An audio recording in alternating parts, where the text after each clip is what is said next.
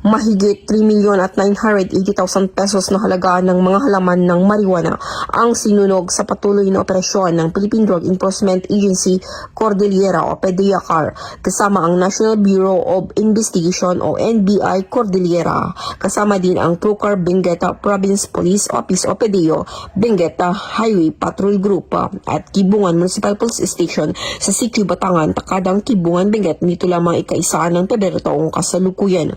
Isiniwalat sa operasyon ang 4 na magkakahiwalay na plantasyon na sumasaklaw sa 2,050 metro kwadrado na nagpapakita ng pagtataniman ng humigit kumulang na 19,900 ganap na lumaki na mga halaman ng marijuana.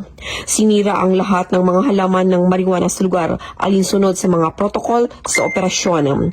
Walang naaresto sa operasyon, gayunpaman patuloy ang isang aktibong investigasyon upang matukoy ang pagkakalinlana ng may-ari ng lupa at mga responsable sa illegal na pagtatanima. Dahil ang panata ng bagong PNP para sa bagong Pilipinas, serbisyong mabilis, ligtas at nararamdaman. Mula dito sa Riyon ng Cordillera, ako ang inyong PNN correspondent, Police Master Sargento Lenny Valerio, alagad ng batas, tagataguyod ng Balitang Pulis.